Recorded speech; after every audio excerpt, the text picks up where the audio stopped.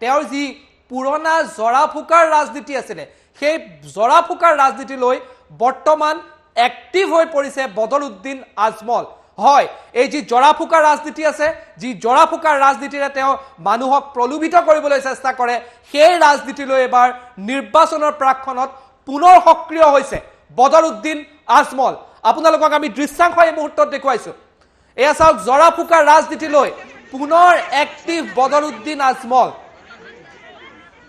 আজমলৰ যি জৰা ফুকাৰ ৰাজনীতি থাকে সেই ৰাজনীতি এবাৰ দেখা পোৱা গৈছে নিৰ্বাচন আহিলে জৰা ফুকাৰ ৰাজনীতিৰে মানুহক প্ৰলোভিত কৰিবলৈ চেষ্টা কৰে বদৰুদ্দিন আজমলে আৰু এই ৰাজনীতি 21ৰ বিধানসভা নিৰ্বাচনৰ আগতো পুনৰ দেখা পোৱা গৈছে প্ৰথমে কিছুদিনৰ পূৰ্বে যি আৰবী বেনাৰ বিতৰ্ক আছিলে সেই আৰবী বেনাৰ লিখি বিতৰ্কৰ শিৰোনাম দখল কৰিছিল বদৰুদ্দিন আজমল আৰু এই মুহূৰ্তত নিৰ্বাচনৰ প্ৰাক্ষণত পুনৰ বদৰুদ্দিন আজমলৰ জৰা ফুকাৰ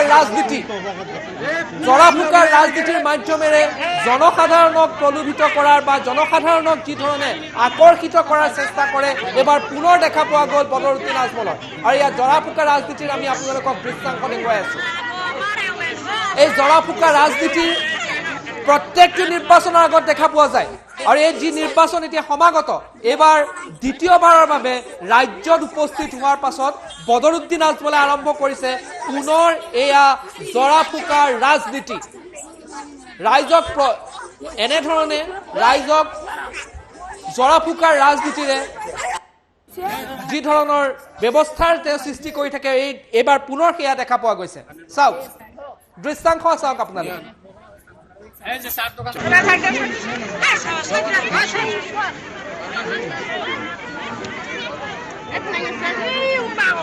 এক অন্ধবিশ্বাসৰ ৰাজনীতি এনেধৰণে পানী জৰা ফুকা কৰি যি এক অন্ধবিশ্বাসৰ ৰাজনীতি আৰম্ভ কৰিছে বদৰুদ্দিন আজমলে বিগত সময়ছোৱাত দেখা পোৱা গৈছিল এতিয়াও দেখা পোৱা গৈছে এই জৰা ফুকাৰ অন্ধবিশ্বাসৰ ৰাজনীতিৰ আশ্ৰয় লৈছে এবাৰ বদৰুদ্দিন আজমলে পুনৰ দেখা পোৱা গৈছে জৰা ফুকাৰ ৰাজনীতিক লৈ এক্টিভ হৈছে বদৰুদ্দিন আজমল নিৰ্বাচনৰ প্ৰাক্ষণত এই অন্ধবিশ্বাসৰ ৰাজনীতি জৰা ফুকাৰ ৰাজনীতিৰ মাধ্যমেৰে ৰাইজৰ মাজত সোমাব চেষ্টা কৰিছে বদৰুদ্দিন আজমলে আৰু এই জৰা ফুকাৰ ৰাজনীতিক লৈ পুনৰ নিৰ্বাচনৰ প্ৰাক্ষণত এতিয়া এক্টিভ হৈ পৰিছে বদৰুদ্দিন আজমল এই দৃশ্যাংশ আপোনালোকক দেখুৱাই আছো প্ৰশ্ন উত্থাপন হয় এই অন্ধবিশ্বাসৰ ৰাজনীতি কিয় এই জনতাৰ জনপ্ৰতিনিধি হিচাপে বিগত 14 বছৰ প্ৰতিনিধিত্ব কৰাৰ পাছত এই অন্ধবিশ্বাসৰ ৰাজনীতি কিয় বদৰুদ্দিন আজমলক এই প্ৰশ্নটো সুধিব লাগিব যে অন্ধবিশ্বাসৰ ৰাজনীতি কিয়ৰ বাবে কিয় বাৰম্বাৰ অন্ধবিশ্বাসৰ ৰাজনীতিৰ আশ্ৰয় ল'ব লগা হয়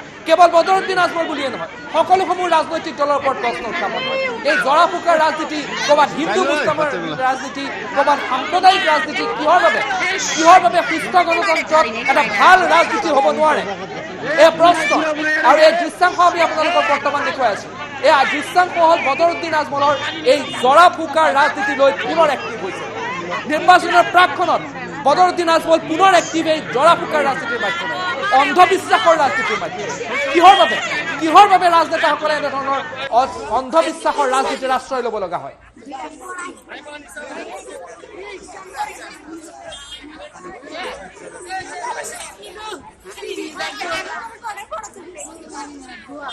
দৃশ্যাংশ পুনৰ আগবঢ়াইছো চাওক জৰা ফুকাৰ ৰাজনীতি অন্ধবিশ্বাসৰ ৰাজনীতি আৰু এনেধৰণৰ ৰাজনীতিৰ আশ্ৰয় প্ৰতিজন ৰাজনেতাই ৰয় কি বিজেপি কি কংগ্ৰেছ কি বদৰুদ্দিন আজমল সকলো ৰাজনেতাই সকলো ৰাজনৈতিক দলে এনেধৰণৰ জৰা ফুকাৰ ৰাজনীতি বা এনেধৰণৰ অন্ধবিশ্বাসৰ ৰাজনীতিৰ মাধ্যমেৰে আশ্ৰয় লয় দৃশ্যাংশ চাইছো এই দেখুৱাই আছো আপোনালোকক নিৰ্বাচনৰ প্ৰাক্ষণত পুনৰ এই জৰা ফুকাৰ ৰাজনীতিৰ আশ্ৰয় লৈছে বদৰুদ্দিন আজমলে মোৰ সহযোগীৰ সৈতে মই সংযুক্ত হৈছো দীপাংকৰ পুনৰ চাওক এয়া জৰা ফুকাৰ ৰাজনীতি আৰম্ভ হৈ গৈছে এই ৰাজনীতিয়ে অসমক কি লাভ দিব কিন্তু ক'ব নোৱাৰি কিন্তু অন্ধবিশ্বাসৰ ৰাজনীতি যে হ'ব তাত কিন্তু কোনো সন্দেহ নাই দীপাংকৰ হয় নিশ্চয়কৈ দীক্ষিত শৰ্মা আপুনি ইতিমধ্যে উল্লেখ কৰিছে যে এতিয়া এক্টিভ হৈ পৰা পৰিলক্ষিত হৈছে AIBF প্ৰধান বদৰুদ্দিন আজমল আৰু নিৰ্বাচনৰ প্ৰাক্ষণত প্ৰত্যেকটো নিৰ্বাচনৰ আগতেই এক্টিভ হৈ পৰা দেখিবলৈ পোৱা যায় বদৰুদ্দিন আজমলক আৰু জৰা ফুকাৰ ৰাজনীতি আৰম্ভ কৰে বদৰুদ্দিন আজমলে বিশেষকৈ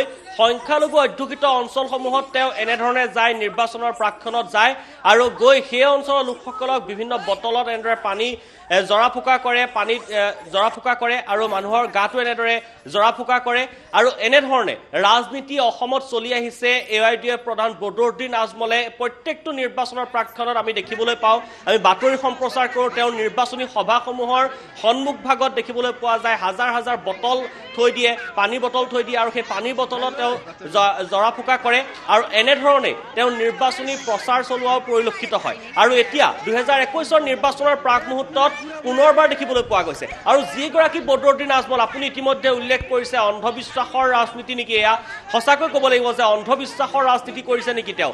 যিসকল সংখ্যালঘু অধ্যুষিত অঞ্চলৰ লোকসকলক তেওঁ যিধৰণে শিক্ষা দি বিশেষভাৱে তেওঁলোকক শিক্ষা প্ৰদান কৰিব লাগিছিল, সেই লোকসকলক তেওঁলোকে এই ভোট বেংকৰ ৰাজনীতি আৰু যি অন্ধবিশ্বাসৰ ৰাজনীতি কৰি আছে দীৰ্ঘদিনৰ পৰা দেখিবলৈ পোৱা যায়। আজি হাত শিঙিমাৰীত উপস্থিত হৈ তেওঁ মাথাউৰি পৰিদৰ্শন কৰি কি ধৰণে দেখিবলৈ পোৱা গ'ল, কেমেৰাত বন্দী হৈছে এই দৃশ্য। জৰা ফুকা ৰাজনীতি এনেদৰে আৰম্ভ কৰিছে আৰু ইয়াৰ পিছত যে যি নিৰ্বাচনী প্ৰচাৰ আৰম্ভ হ'ব, ইয়াৰ পিছত 2021 নিৰ্বাচনী প্ৰচাৰ আৰম্ভ হ'ব, তাতো একেই দৃশ্য দেখিবলৈ যে পোৱা যাব এতিয়াৰ পৰাই দেখিবলৈ পোৱাই গ'ল। গতিকে 21 নিৰ্বাচনৰ প্ৰাক্ষণতো সেয়া দেখিবলৈ পোৱা যাব।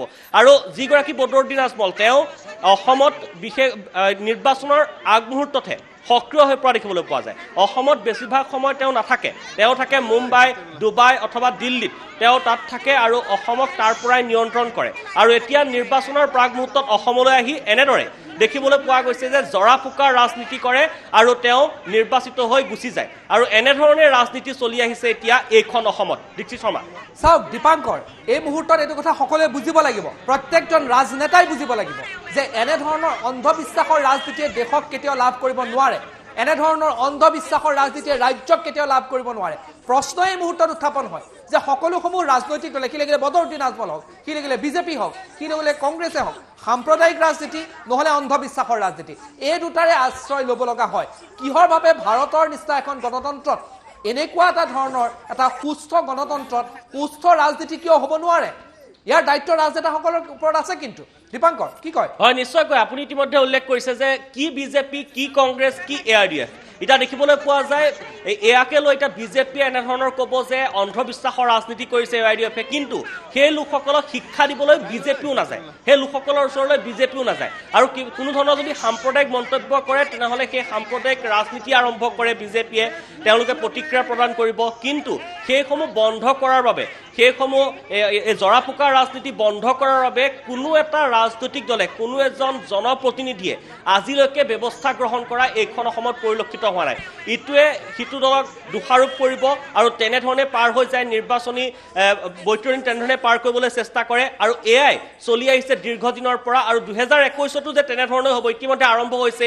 21ৰ পূৰ্বে ইতিমধ্যে মিয়া মিউজিয়াম বিতৰ্ক আৰম্ভ কৰিলে আৰু ইতিমধ্যে যি আৰবী ভাষাক লৈ পেলাই বিতৰ্ক আৰম্ভ কৰিলে আৰু এতিয়া শেহতীয়াকৈ এয়া জৰা ফুকাৰ ৰাজনীতি এয়া বিতৰ্কতেই শেষ হ'ব যেনে পৰিলক্ষিত হয়। আৰু নিৰ্বাচনৰ প্ৰাক্ষণত এনেধৰণৰ বিতৰ্ক কৰি ইটো দলে সিটো দলক দোষাৰোপ কৰি নিৰ্বাচনী বৈতৰণি পাৰ হৈ থকা পৰিলক্ষিত হৈছে।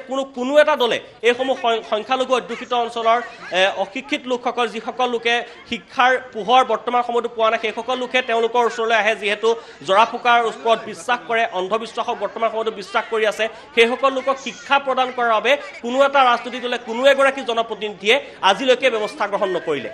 হয় দীপাংকৰ, ধন্যবাদ জনাইছোঁ। আপুনি সবিশেষ সুন্দৰভাৱে গোটেই কথাখিনি বিশ্লেষণ কৰিলে। কিন্তু এই মুহূৰ্তত প্ৰশ্ন উত্থাপন, 2021 চনত ভৰি দিবলৈ আমি গৈ আছোঁ।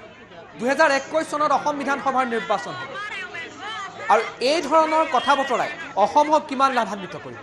এই ধৰণৰ জৰা ফুকাৰ ৰাজনীতিৰ আশ্ৰয় ল'ব লগা কিয় হৈছে? কিয় সকলোসমূহ ৰাজনৈতিক দলে সাম্প্ৰদায়িক বা এনেধৰণৰ অন্ধবিশ্বাসৰ ৰাজনীতি কৰিব লগা হয়? কিমান দিনলৈ আমি এনেধৰণৰ জৰা ফুকা, অন্ধবিশ্বাস, সাম্প্ৰদায়িক, হিন্দু মুছলমান এনেধৰণৰ ৰাজনীতিৰ মাজত চলিম? কিমান দিনলৈ ৰাজনেতাসকলে নিজৰ প্ৰকৃত দায়িত্ব পাহৰি এনেধৰণৰ অন্ধবিশ্বাসৰ ৰাজনীতিৰ আশ্ৰয় ল'ব লগা হ'ব? কিমান দিনলৈ অশিক্ষিতক শিক্ষিত কৰাৰ দায়িত্ব যি ৰাজনেতাসকলৰ আছে, যি চৰকাৰৰ আছে, যি সকলোসমূহ ৰাজনৈতিক দলৰ আছে, সেই নিজৰ ভূমিকাসমূহ পালন নকৰি এনেধৰণে অন্ধবিশ্বাসৰ ৰাজনীতিৰ গৰাহত যাব লগা হ'ব? কিহৰ বাবে ৰাজনেতাসকলে প্ৰকৃত সমস্যাসমূহৰ বিপৰীতে এনেধৰণৰ অন্ধবিশ্বাসৰ ৰাজনীতিৰ মাজত যায়? কিহৰ বাবে যাব লগা হয়? কিহৰ বাবে বিশ্বৰ সকলোতকৈ ডাঙৰ গণতন্ত্ৰত এনেধৰণৰ অন্ধবিশ্বাসে সকলোতকৈ ডাঙৰ ৰাজনীতি হয়? বদৰুদ্দিন আজমলে এই অন্ধবিশ্বাসৰ ৰাজনীতিৰ আশ্ৰয় লৈছে। পূৰ্বতো দেখা পোৱা যায় লৈ থাকে, অনাগত ভৱিষ্যতে চাগে তেওঁ লৈ থাকিব, কাৰণ ইয়াৰ ট্ৰেইলাৰ এই মুহূৰ্ততে দেখা পোৱা গৈছে। বদৰুদ্দিন আজমলে আজি পুনৰ এই জৰা ফুকাৰ ৰাজনীতিক লৈ নিজৰ এক্টিভনেছ দেখালে। বদৰুদ্দিন আজমলে পুনৰ এই সংকেত দিলে যে সমাগত নিৰ্বাচনত মূল বিষয়ক যদি আনিব নোৱাৰে, তেতিয়াহ'লে জৰা ফুকাৰ ৰাজনীতি বা এই অন্ধবিশ্বাসৰ ৰাজনীতিৰ মাধ্যমেৰে তেওঁলোক আগবাঢ়িব।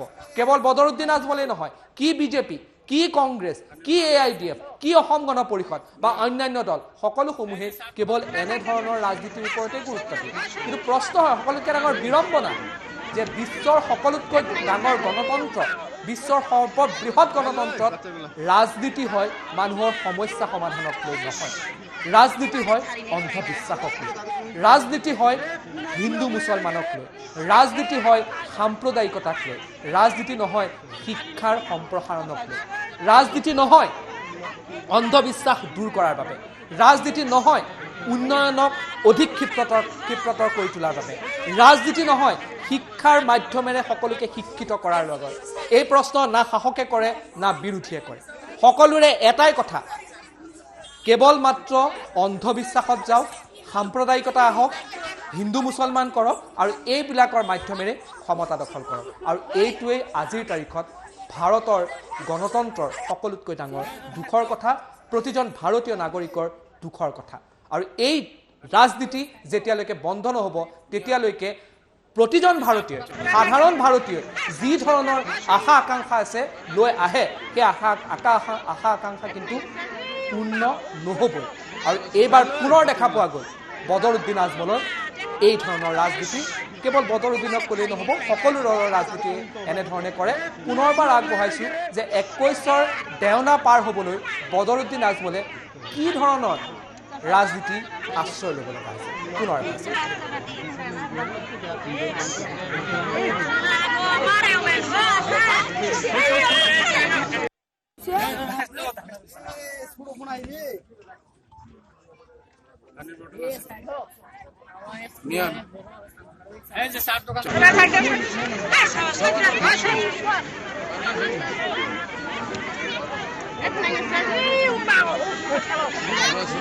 বাচ্চাগুলো